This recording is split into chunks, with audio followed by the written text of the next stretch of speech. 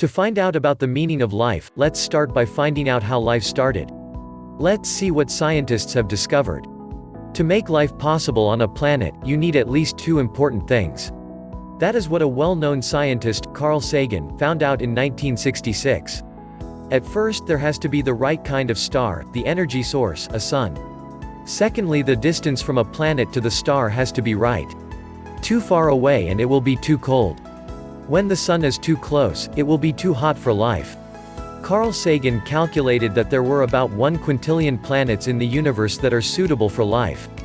What happened since 1966? Scientists learned more about life in the universe. As we studied more, also much more criteria were found that are necessary to make life possible on a planet. No chance for life on Earth? After more research, many new criteria were found. At first 10, later 20, and even to more than 50. All necessary to make life possible on a planet. Therefore, the number of planets that could support life dropped down rapidly. Actually, no planet at all, not even Earth, could support spontaneous life. According to all the essential criteria, we shouldn't even be alive. Still here we are. Alive, and even thinking about life. Knowing all of this, it might not be a surprise that we did not find any life on other planets so far.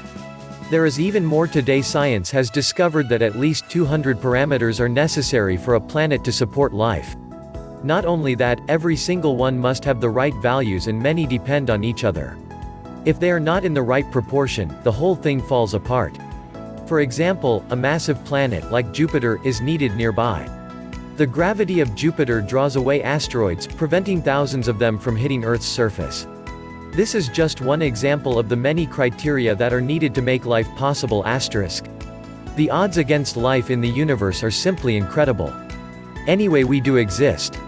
Yet here we are, not only existing, but we are talking about existence. How is this possible? Is it sheer luck these parameters have all been set perfectly for the planet Earth? At what point is it fair to admit that life on Earth is not the result of random forces? Especially when considering that the fine-tuning necessary for life to exist on a planet is even simple compared to the fine-tuning required for the whole universe to exist at all.